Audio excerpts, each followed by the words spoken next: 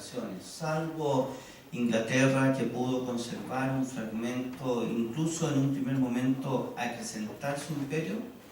Europa había caído como centro del poder. Aparecían la URSS, en el fondo, Japón, sobre todo los Estados Unidos. Seguramente ustedes han visto a Tarzán de los monos, ¿cierto? Este clásico de la historieta.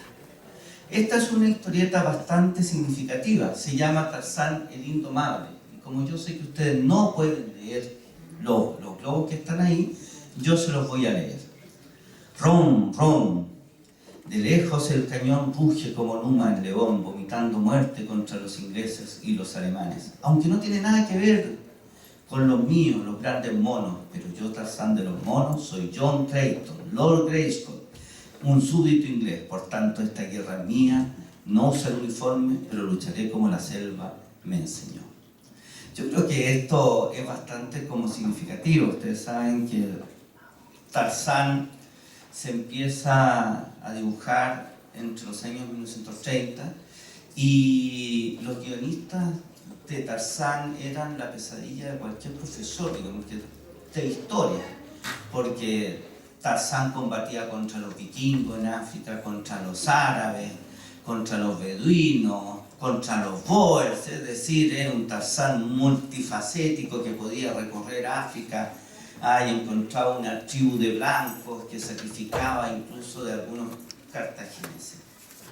Pero fíjense que la imaginación del guionista es bastante buena, porque nos permite indicar que para el guionista Tarzán había combatido en la Primera Guerra Mundial. De hecho, hay una lámina, que yo la tengo, es un fanático de Tarzán, en que ya él mismo está combatiendo contra las malvadas tropas alemanas. ¿Qué tropas alemanas?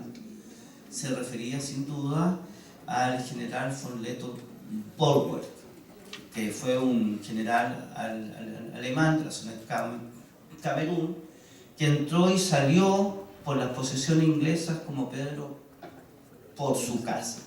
De hecho, von Lettow-Vorwerk tiene un récord durante la guerra. Se rindió después que los alemanes se habían rendido, porque él no supo que los alemanes se habían rendido y siguió combatiendo. El fin de la guerra es en septiembre, siguió combatiendo octubre, y en noviembre alguien le dice que Alemania se ha rendido. Él entonces envía un mensaje y dice, bueno, nos rendiremos, pero no cumple su promesa, sino que se interna en otra como la colonia y licencia al ejército alemán, que era principalmente un ejército africano. Hay una hermosa leyenda que dice que años después la República del Weimar decidió pagarles una pensión a aquellos africanos que habían estado en las unidades de él. Entonces los convocó el delegado, que era un administrador, y les dice que se junten en la localidad X porque se les va a sufragar un determinado estipendio. Pero les dice que tienen que llevar el papel firmado de von Lettow que les había firmado al licenciarlo. Y como habían transcurrido muchísimos años, llegaron los africanos y ninguno llevaba prácticamente esto. Entonces, claro, el ejecutivo dice, bueno, ¿y de qué manera yo compruebo que este grupo de ancianos sirvió al Imperio Alemán? Y se le ocurre dar las órdenes en alemán. Y cuando el grupo de ancianos empieza a formar como los alemanes lo formaban, dice, muy bien, ustedes entienden como el alemán, ustedes se forman, entonces son parte del beneficio. Pues bien, hoy día tenemos entonces que sin ninguna duda la Guerra Mundial fue un punto de inflexión, pero fue un punto de inflexión sostenido. En realidad, si uno mira el conjunto de conflictos armados desde más o menos 1870, se ve una progresión militar. Hubo un gran número de armamentos que se fueron extendiendo. La ametralladora, los rifles a repetición. Apareció el abuelito del acorazado durante la guerra de secesión, el llamado monitor. El Huáscar era un heredero de ese modelo. Aparecieron las minas submarinas. Apareció un concepto nuevo de la potencia de fuego. Hasta la época de las guerras napoleónicas, y Napoleón es el que va a romper esto. La potencia del fuego la dictaminaban las columnas y líneas de fusileros. Ganaba en general aquel que tenía una mayor disciplina al disparar.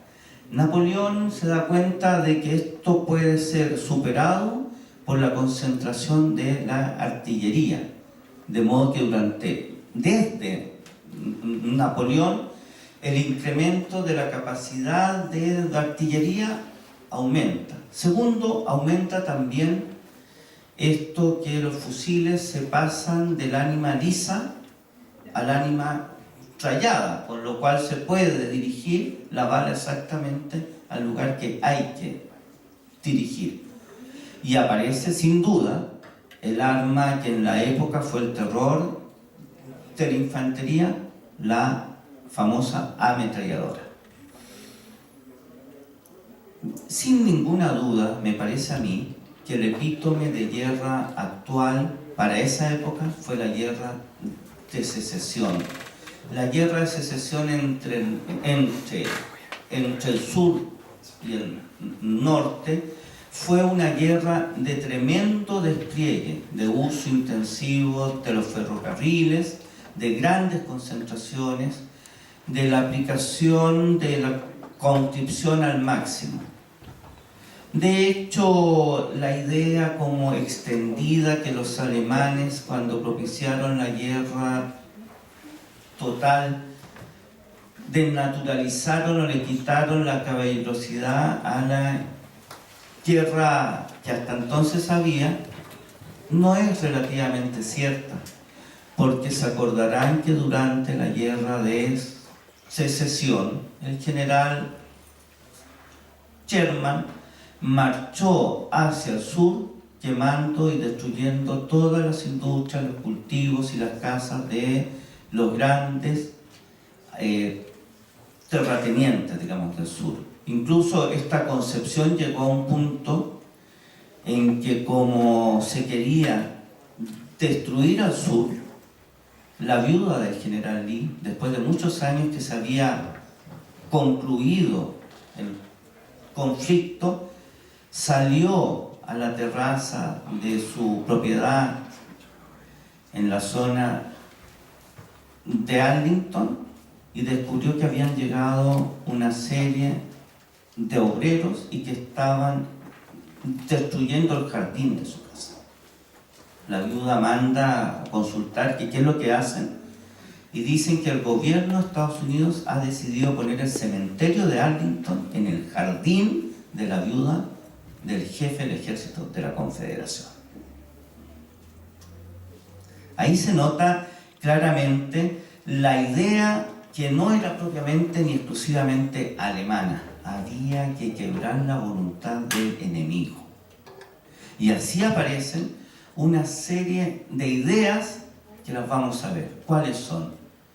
La no distinción entre el combatiente y el no combatiente. ¿De qué modo? Mediante los bombardeos a las ciudades. El ataque a naves civiles. ¿De qué modo? Mediante los submarinos. Y el uso indiscriminado de la cadencia de fuego mediante la ametralladora. Y finalmente el uso de armas como los ingenios de tipo gasífero, que fue la única arma que no sobrevivió a la Primera Guerra Mundial. Ustedes saben que cuando los aliados estaban desembarcando en Normandía, por error un cañón alemán tiró una granada con una bomba de gases. E inmediatamente el comandante alemán hizo ir a un hombre con la bandera blanca a decirle que ese había sido un profundo error y que se habían confundido. ¿Por qué? Porque el cabo Adolf Hitler había sufrido el gaseamiento y sabía que esa era la peor forma para el combatiente de la Primera Guerra Mundial. De modo que la única arma, la única gran transformación que se usó, que no sobrevivió, fue justamente esa. Se inventó el tanque, por ejemplo, que se llama así por una forma estúpida, porque resulta que el espionaje inglés, para no decir qué tipo de armas estaban haciendo, los clasificó en su correspondencia como que eran contenedores de agua, y en realidad lo que estaban haciendo era un vehículo blindado, artillado. De modo que, si uno piensa bien por qué un tanque se llama así, no tiene como ningún sentido, que justamente es. Cuando uno mira entonces por qué la Gran Guerra pasó a ser lo que fue por un conjunto de factores. El primer gran conjunto yo lo he ido reseñando. Es la primera gran guerra que aplica de forma explícita el concepto de la guerra absoluta o total. En la época se hablaba de las guerras de material, que era un concepto estratégico que suponía que para saturar un frente, para lograr romper la resistencia, había que acumular la mayor cantidad de potencia de fuego. Por eso que antes de ir contra una trinchera, se le bombardeaba 4 o 5 días, hasta que finalmente ocurría el ansiado despliegue. Hay una segunda cuestión: ¿por qué la Gran Guerra es una guerra diferente, pero no obstante, continuación de aquellas que yo he mencionado? La guerra de la secesión, la guerra de Crimea, que también son guerras de material. La guerra europea fue producto necesario del imperialismo europeo. Fue una guerra empujada, inspirada por la ambición de las potencias y por los resguardos que cada potencia hizo para conservar o subir el número de adquisiciones coloniales. Por tanto, la prosperidad de Europa, que dependía del flujo de materias primas, de la venta de tecnologías, etcétera, va a tener en la Primera Guerra Mundial la eclosión, el cenit y la muerte también, porque el imperialismo como sistema internacional queda quebrado después de la Primera Guerra Mundial. Hay una tercera idea que yo creo que es indispensable, una idea que no tenía ningún tipo de como asidero. Cuando ustedes suelen ver los noticieros de la Primera, al principio aparecen gallardos uniformes franceses, azules y rojos, muy similares a los del principio de la Guerra del Pacífico. Ven los uniformes alemanes plateados, ven los uniformes del Imperio Austrohúngaro, blancos con vivos rojos. Imagínense ir blancos de vivo rojo, el perfecto blanco para que un fusilero perdiera la casa en exactamente un minuto.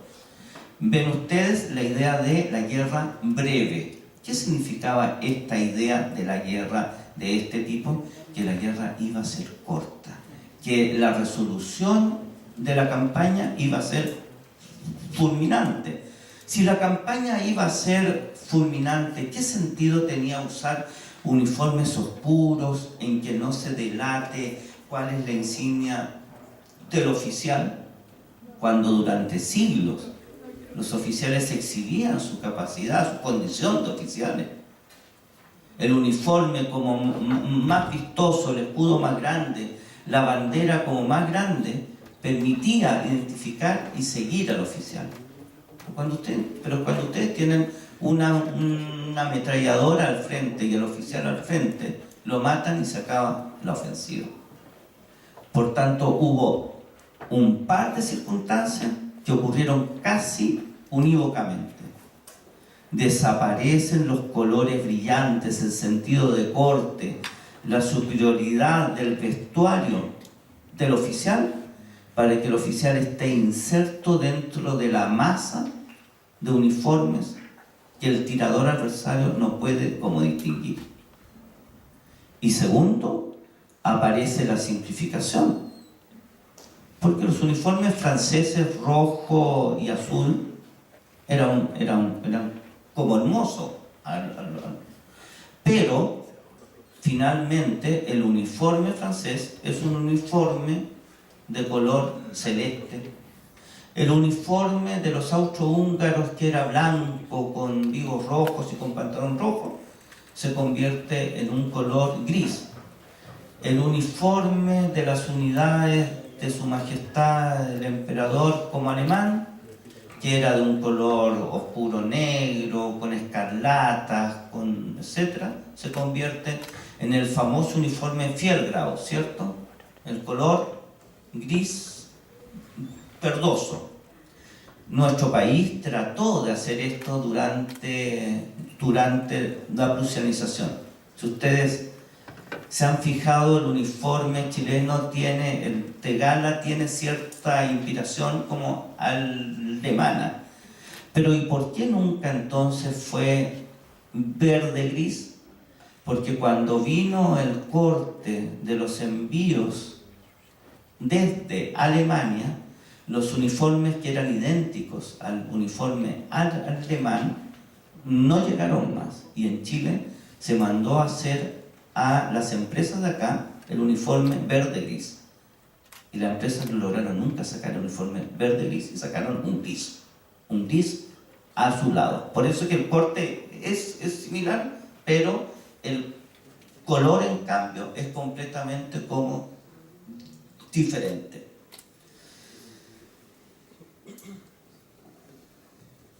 Estamos entonces en esto que es el preludio desde el punto de vista militar de una guerra que se calcula tuvo 40 millones de muertos. Esta cifra fue bastante sorpresiva y en cambio y ciertamente condicionada por el conjunto de compromisos que la diplomacia secreta europea había hecho. Cada país había hecho promesas al otro de qué territorio. Por ejemplo, un ejemplo para que vean lo enrevesado de esto es Japón.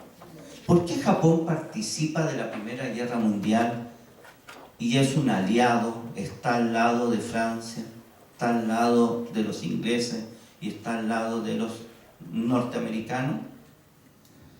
Porque los británicos querían destruir las posesiones alemanas de las islas Carolina, las Marshall. Querían además destruir el enclave alemán en China y le ofrecen a los japoneses participar y tomarse esto a cambio de proteger los convoyes aliados, para lo cual les exigían poner al menos 15 o 12 cruceros grandes. Los japoneses dicen que sí, esperando conquistar China. Pero cuando los norteamericanos entran en la guerra mundial, los norteamericanos apoyan al gobierno de Pekín.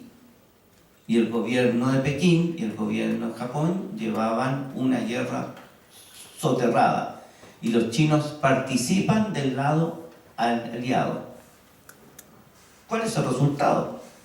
El resultado es que cuando llegaron a Versalles, los japoneses exigieron, por haber participado durante la Primera Guerra Mundial, el control de la Mongolia interior y de Manchuria.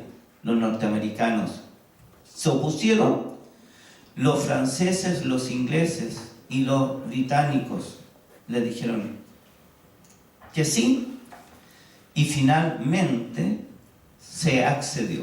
Resultado final, los norteamericanos, el Senado norteamericano, en apoyo al gobierno chino, rechaza la adscripción al Tratado de Versalles.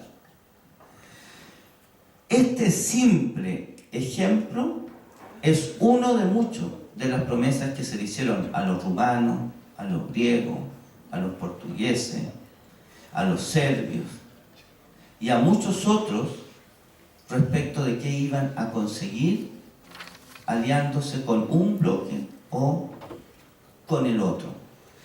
Y como resulta que Alemania, Francia y Reino Unido eran y estaban extendidos por 4 de los 5 continentes, entonces el resultado fue nada menos que la guerra terminó siendo global. Pasó de ser una guerra meramente de Europa a ser una guerra de Europa librada en Asia, en África, en la Polinesia, y librada sin un teatro de operaciones, pero desde Norteamérica. Hoy día tenemos una idea un poco diferente de la excepcionalidad de la Gran Guerra. Hoy día ya no consideramos que la Primera Guerra Mundial fue un conflicto único, no consideramos que la Guerra Mundial no tiene relación con la Segunda. O sea, hoy día consideramos, como dijo aquí hace un momento el profesor, que la Primera y la Segunda constituyen la secuencia de una sola gran contienda universal. ¿Y por qué? Los partícipes son exactamente los mismos. Y los intereses que no se resolvieron durante la Primera se terminaron resolviendo en la Segunda Guerra.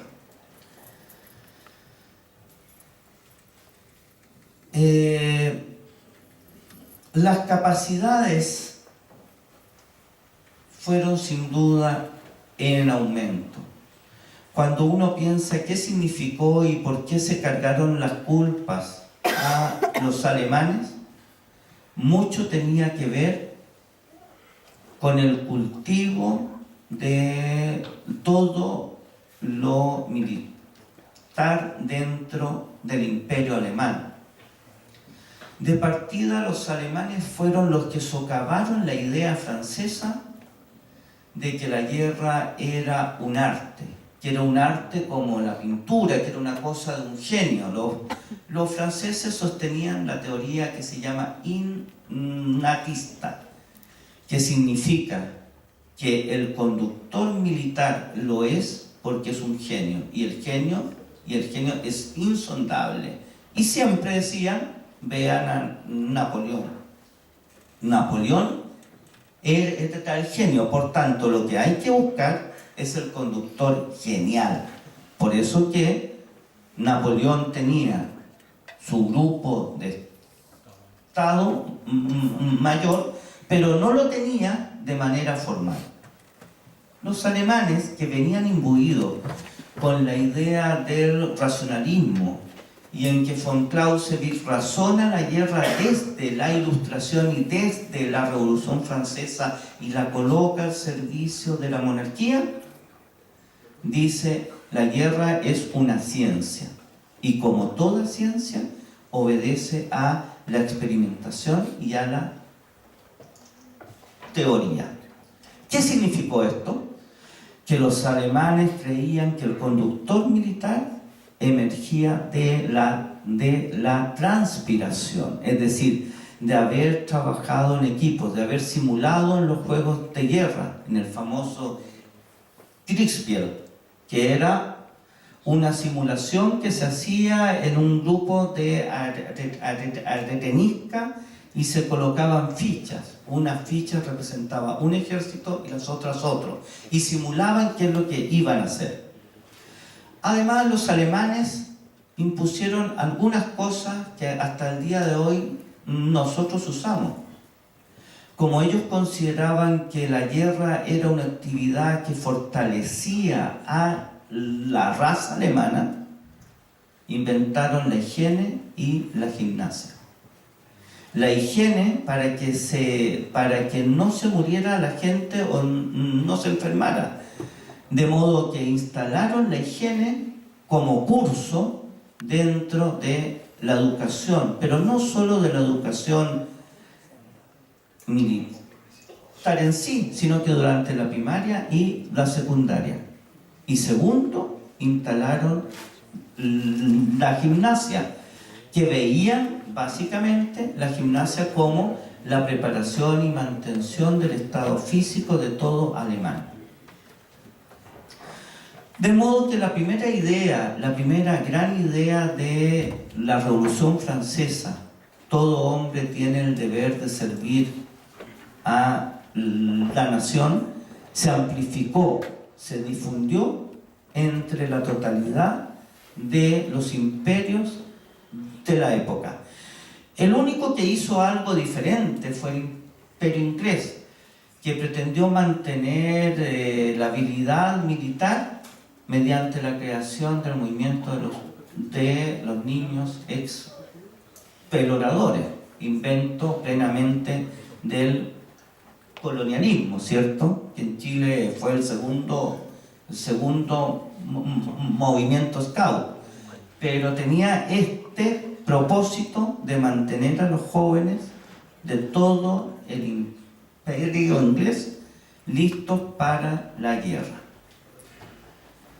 Desde este motivo uno podría pensar: ¿es cierta la afirmación de Niall Ferguson que la Primera Guerra Mundial fue una guerra europea, se resolvió en Europa, pero se mantuvo por los recursos de fuera de Europa?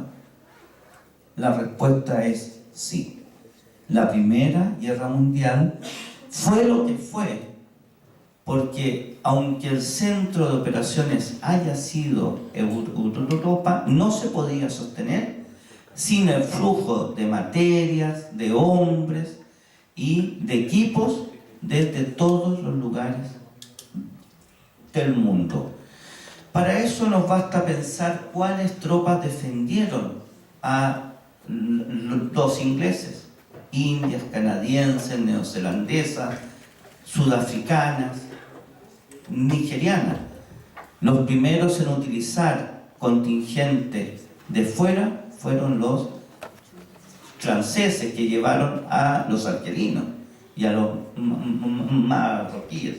Se estima que estas cifras fueron relativamente amplias. Aquí tenemos esta observación de cómo era el colonialismo en el continente africano hacia 1914. Y empiezo por este mapa porque la primera repercusión armada fuera del continente europeo fue un destacamento inglés que disparó contra los alemanes en la zona del Camerún. Aquí vemos a nuestro gran amigo luchando contra los alemanes. Tenemos entonces la campaña de von Lettow, que fue una campaña que nos puede llevar a engaño. Nos puede llevar a engaño por las cifras. Apenas fueron, les quiero citar las cifras,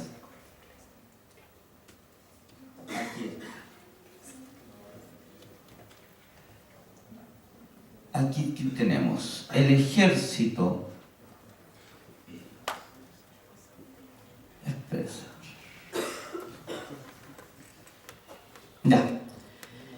el ejército alemán tenía 260 alemanes, 2.474 africanos contra 8.000.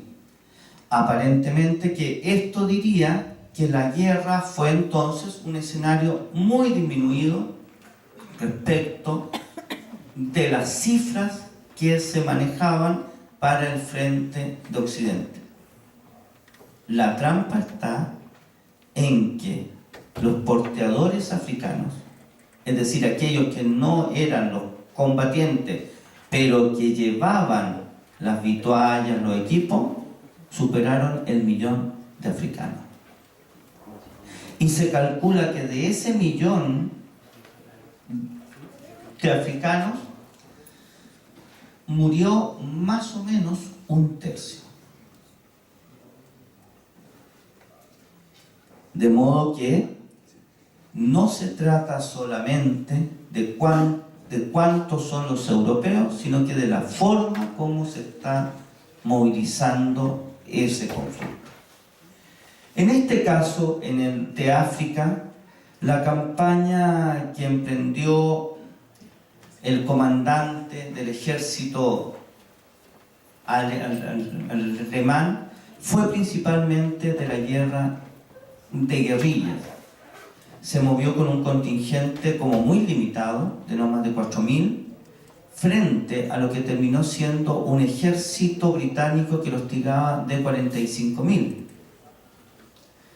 Pero von Lettow-Vorwerk, apoyado en la artillería, en las ametralladoras y en una estrategia de lucha de guerrillas, entró y salió y derrotó a los ingleses durante los 4 años del conflicto. Durante los 4, los británicos no fueron capaces ni de derrotarlos ni de cercarlos. Y von Lettow-Vorwerk terminó, después de un conjunto de hazañas, enterándose que Alemania se había rendido e internando su ejército para no rendirse ante los ingleses. Desde el punto de vista numérico, hubo durante mucho tiempo la impresión que la guerra de África era un escenario como muy disminuido, siempre y cuando no se tengan en cuenta las consecuencias demográficas para la cantidad de portadores africanos, y siempre que no se tengan en cuenta las contribuciones numéricas de soldados africanos subsaharianos que fueron al combate tanto por los británicos como por los franceses en el frente de Europa. Segundo punto, el Imperio Otomano, que es otro como escenario. Para muchos el Imperio Otomano era el hombre enfermo de como Europa. Los británicos se lo creyeron y hubo más de una campaña, y vamos a empezar por las campañas. ¿Cuánto tiempo tengo? ¿Cuánto tiempo hay? Para saber si voy como muy lento o no.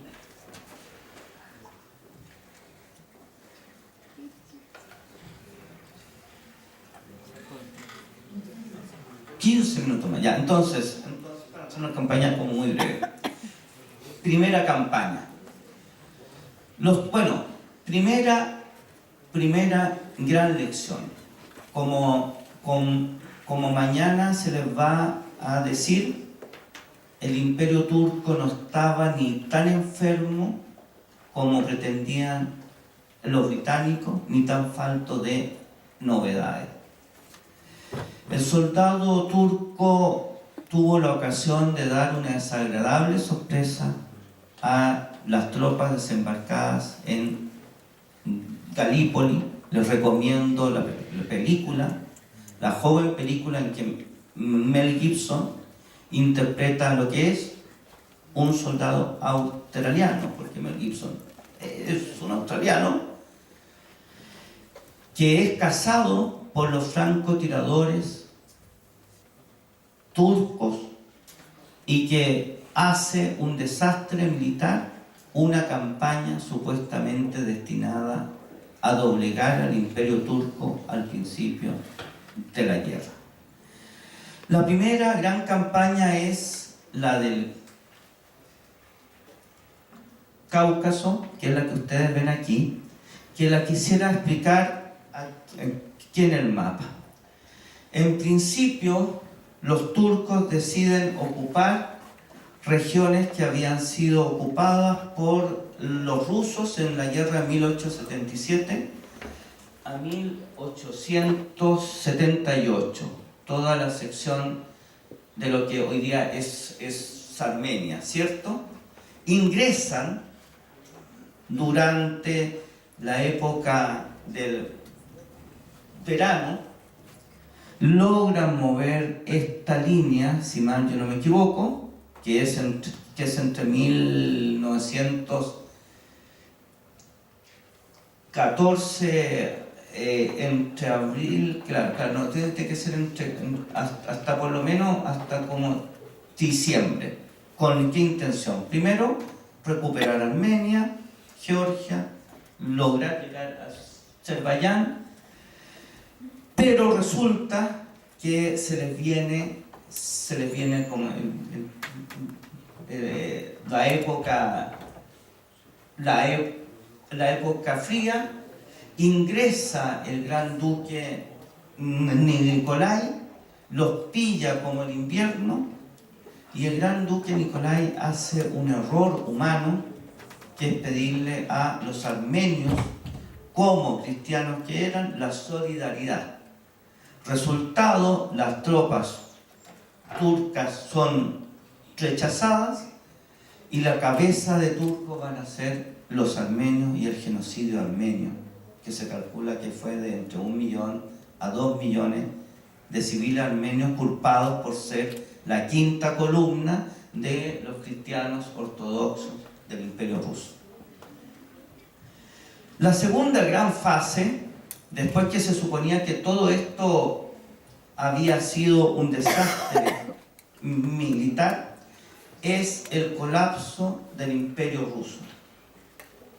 Ustedes han visto la película Lawrence de Arabia, y hay varias explicaciones de por qué Lawrence de Arabia logra derrotar a los turcos.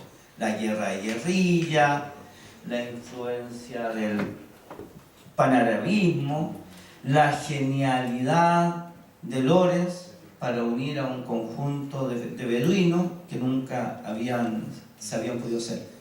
Lo que no se dice es que los turcos retoman la ofensiva durante la época del colapso del Imperio Ruso y deciden volver a reconquistar Azerbaiyán.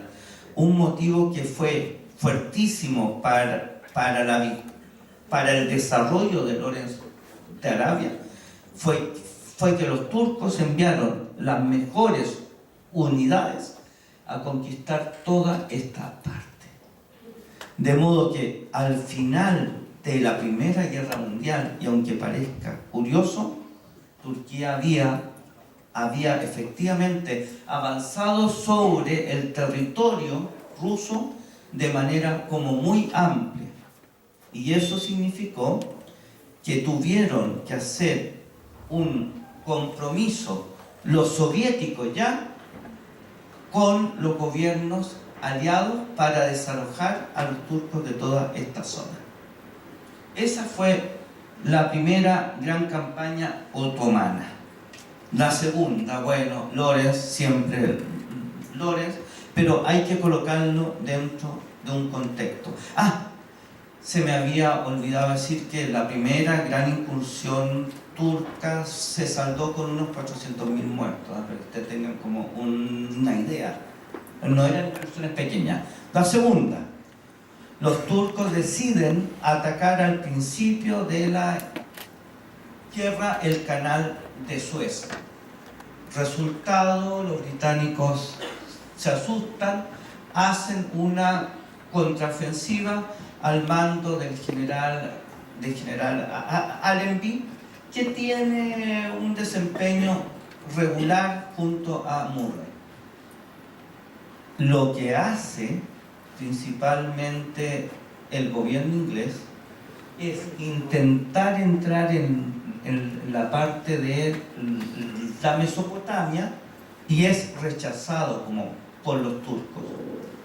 De modo que, como subsidio a los fracasos ingleses, se hace una estrategia nueva, que es financiar a un joven oficial inglés que ha estudiado la zona y convencerlo de que ellos pueden tomar un ejército e interrumpir la línea ferroviaria entre Medina, la Meca y la ciudad de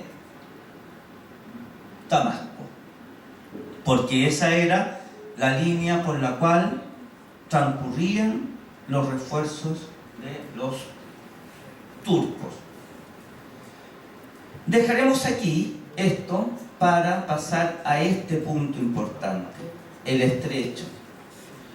Contra lo que se cree, los británicos pretendieron al principio una maniobra totalmente absurda. Pretendieron ganar la guerra en Turquía. Esto era una como locura, porque la guerra era como europea. O se derrumbaba Francia o se derrumbaba Alemania. Por mucho que se hubiera derrumbado como Turquía, eso no habría modificado el conflicto. Y enviaron, gracias a la gestión de un joven que se llamaba Winston Churchill, una expedición anglo-inglesa conducida por un general muy timorato que se llamaba Ian Hamilton, una flota que desembarcó la carne de cañón. ¿Por qué se hace la operación? Para tratar de tomarse esta zona y que los buques rusos pudieran aparecer por el Mediterráneo. Si los buques rusos hubieran aparecido por el Mediterráneo, los más dolidos habrían sido los ingleses, por cierto. El cuento es que, sospechando lo que iba a ocurrir, enviaron tropas de las colonias blancas. Enviaron como carne de cañón a los neozelandeses y a los australianos.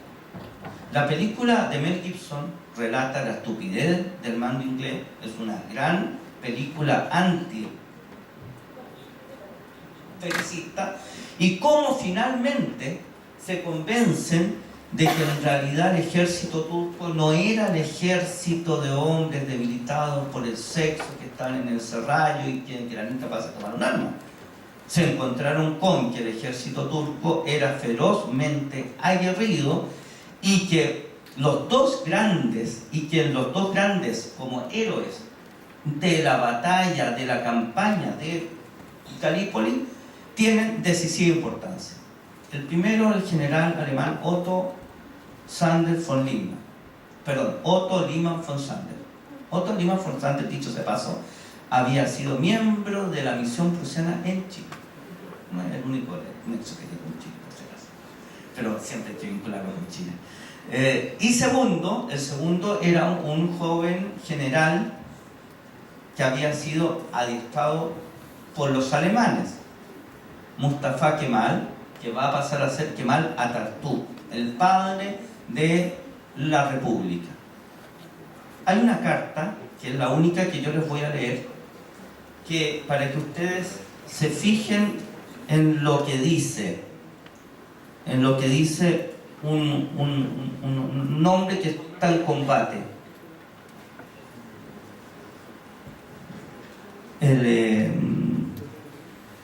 Aquí está. Un suboficial australiano escribía el 18 de mayo de 1915: los turcos nos hacen la vida imposible. Los hombres a mi lado se vuelan en pedazos. Más de 50 proyectiles. Golpe moral tremendo.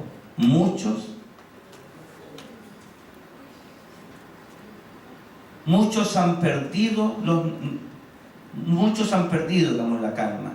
Las trincheras se vuelan en pedazos. Trabajamos toda la noche arreglándolas. Lo único que los ingleses hacen bien es una gran misión secreta para hacerles creer que siguen ahí, y embarcan 475.000 hombres sin que los turcos se den cuenta. Es lo único que se hace bien. Por tanto, cuando va a ocurrir esto, el frente turco significa dos cosas. Primero, que Turquía no había caído, que Turquía era un aliado militar mucho más eficiente que el imperio austrohúngaro, y que la debilidad aparente de los turcos acá, en esta zona, se explica al final de la guerra, porque los turcos sacaron tropas del frente en apoyo al imperio austrohúngaro y de esta zona para llevarlos a conquistar la zona de Azerbaiyán, la zona de Armenia y de Georgia. ¿Y por qué? Porque los turcos querían crear un lago islámico anticomunista en esa zona.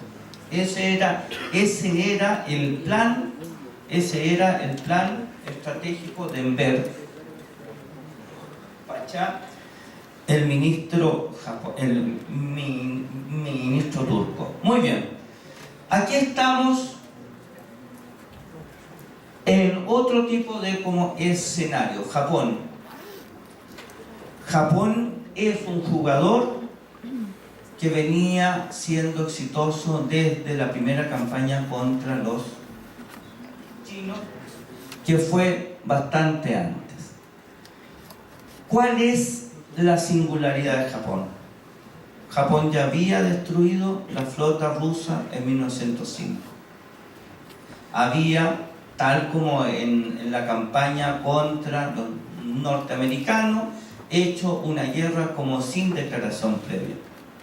La idea de Japón y de la restauración Meiji y del fin del shogunado era que el Japón quería ser una potencia imperial. Y habían los dos grandes valores de la restauración Meiji: eran servir al emperador y segundo, expulsar al hombre blanco. De modo que de las virtudes del emperador, de las virtudes del Bushido, ¿cierto? Que hay muchas, pero que todas se resumen en una sola: la primacía de la lealtad al emperador. Se va a elegir que el emperador quiere la lealtad para construir un imperio asiático conducido como por Japón. Y esa es la idea de la esfera de la coprosperidad que va a llevar a la Segunda Guerra Mundial. Pues bien, los japoneses en principio no manifiestan ninguna simpatía como por el bando aliado. Mal que mal, habían sido los verdugos de las tropas del zar. Hay una buena película, La batalla del mar del Japón, protagonizada por Mishifune, como el almirante de la flota japonesa, que muestra los vínculos secretos entre el servicio secreto japonés de Su Majestad el Emperador y el partido bolchevique, para socavar y provocar la revolución dentro del Imperio ruso. ¿Qué es lo que pasa? Se le ofrece todo el conjunto de islas que pertenecían a las concesiones alemanas. Pero los japoneses buscan Shantung, me parece que es esta parte, sí, espérate, la amarilla. Sí, sí, sí, es que yo no la veo. Esta creo que, claro, que era la zona como alemana. Los ingleses le ofrecen las islas. Los japoneses piden la concesión como Alemania en China, y los ingleses dicen que no. Los italianos y los franceses presionan a los ingleses porque les interesa eso. Resultado, una flota japonesa, 100 cañones japoneses rinden la guarnición alemana. Esta idea la tenían pensada ellos para ir expandiendo el protectorado sobre Manchuria. Durante la guerra mundial, durante la primera, los japoneses establecen las 21 exigencias que convertían a China en un gobierno simulado gobernado por los japoneses. Los norteamericanos aliados de los chinos lo vetan. Y tanto los norteamericanos como la ansiedad del gobierno chino por querer estar del lado de los aliados explican que los dos países que han guerreado eran aliados de la misma guerra. Todo esto tiene consecuencias evidentes. Cuando llegaron a Versalles no había forma de hacerlo coincidir. Los chinos querían la autonomía, mientras los japoneses querían someter a China en nombre del aporte aliado. Los ingleses, los franceses, los italianos apoyaban a los japoneses, los norteamericanos apoyaban al gobierno de Beijing. Resultado, consiguen después de la guerra, en 1919, las concesiones ferroviarias dentro de China y consiguen un gran mandato sobre la Mongolia interior. Esto nos debiera llevar entonces al cierre algunas pequeñas ideas. Primero, la Primera Guerra Mundial es una guerra europea, pero con recursos globales.